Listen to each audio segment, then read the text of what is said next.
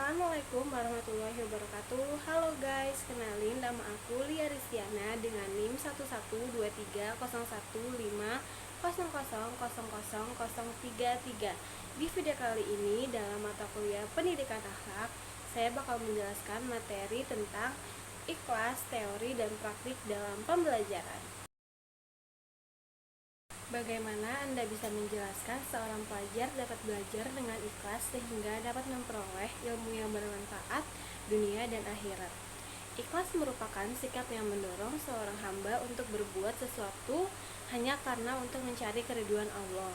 Dalam bahasa Arab merupakan masdar dari al-halasa yang berarti memurnikan atau murni. Ikhlas salah satu akhlak terpuji yang harus dimiliki oleh setiap orang. Allah telah memerintahkan manusia untuk selalu berbuat ikhlas sebagaimana dalam Quran surat Saba ayat 46 yang memiliki arti, katakanlah sesungguhnya aku hendak memperingatkan kepadamu suatu hal saja, yaitu supaya kamu menghadap Allah dengan ikhlas, berdua-dua atau sendiri-sendiri. Kemudian kamu pikirkan tentang Muhammad, tidak ada penyakit gila sedikitpun pada kawanmu itu, tidak lain hanyalah pemberi peringatan bagi kamu sebelum menghadapi azab yang keras. Beberapa cara belajar dengan ikhlas sehingga dapat memperoleh ilmu yang bermanfaat dunia dan akhirat, antara lain yang pertama, niat belajar karena Allah dan mencari keriduannya. Yang kedua, berdoa memohon kemudahan dan keberkahan ilmu. Yang ketiga, rajin dan tekun belajar. Dan yang terakhir, belajar dengan penuh keikhlasan dan tidak riya. Bagaimana Anda bisa menjelaskan seorang guru dengan ikhlas dapat membimbing, mengasuh, dan mengarahkan siswanya belajar dengan benar sehingga menghasilkan ilmu yang bermanfaat yang pahalanya akan terus mengalir sampai akhirat? Kata ikhlas berasal dari bahasa Arab yang berarti bersih, murni, atau jernih. Sedangkan secara istilah, ikhlas diartikan sebagai niat yang murni semata-mata mengharapkan penerimaan dari Tuhan dalam melakukan suatu perbuatan tanpa menyekutukan Tuhan dengan yang lain. Adapun beberapa aspek yang mendukung guru agar mereka senantiasa mendapatkan pahala keikhlasan antara lain, yang pertama ada panggilan jiwa, yang kedua tanggung jawab, yang ketiga memberikan contoh, yang keempat mengajar dengan hati, yang kelima mengembangkan karakter. Bagaimana apabila seorang pelajar tidak ikhlas dalam belajar?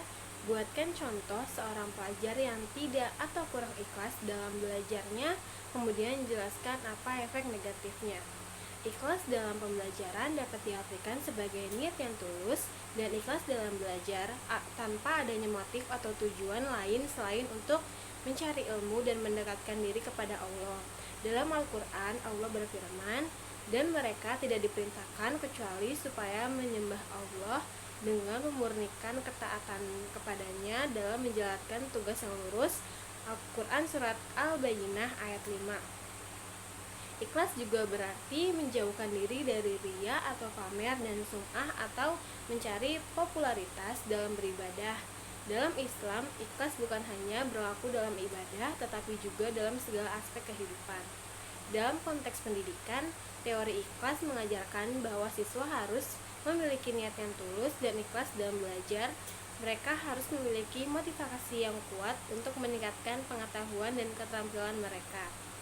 Guru juga memiliki peran penting dalam menerapkan teori ikhlas dalam pembelajaran. Mereka harus menciptakan lingkungan yang mendukung dan memotivasi siswa untuk belajar dengan ikhlas.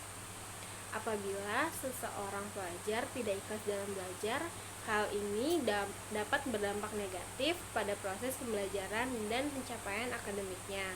Berikut beberapa konsekuensi yang mungkin terjadi, antara lain kurangnya motivasi, kurangnya konsentrasi, prestasi akademik yang rendah, dan kurangnya pengembangan diri. Untuk mengatasi hal tersebut, kita dapat mencari motivasi dari berbagai media massa, mencari bantuan apabila kita tidak tahu, membuat jadwal yang teratur, dan menemukan metode yang sesuai. Bagaimana apabila seorang guru tidak bisa ikhlas dalam mengajar? Buatkan contohnya, kemudian jelaskan apa saja efek negatifnya. Dimanapun dan kapanpun, Guru tetaplah guru, guru harus dapat digugu dan ditiru. Itulah gambaran sosok seorang guru yang ideal, karismatik, dan penuh wibawa. Jika seorang guru tidak bisa ikhlas dalam mengajar, maka sebaiknya beliau melakukan hal-hal berikut ini: mencari tahu penyebab ketidakikhlasannya, meningkatkan kualitas diri, mengubah metode atau strategi pembelajaran, menjalin hubungan baik, mendorong komunikasi yang efektif, menemukan makna dan tujuan mengajar. Dampak negatif dari ketidakikhlasan guru adalah kurangnya keteladanan, krisis moral dan etika, kurangnya pembentukan akhlak dalam siswa, dan kurangnya pengaruh positif. Ketidakikhlasan guru dalam mengajar dapat memiliki dampak yang merugikan terhadap pembentukan akhlak siswa dan kualitas pendidikan yang secara keseluruhan. Oleh karena itu, penting baik bagi guru untuk memperhatikan aspek ikhlas dalam mengajar agar dapat memberikan pengaruh positif dan membentuk akhlak siswa secara optimal.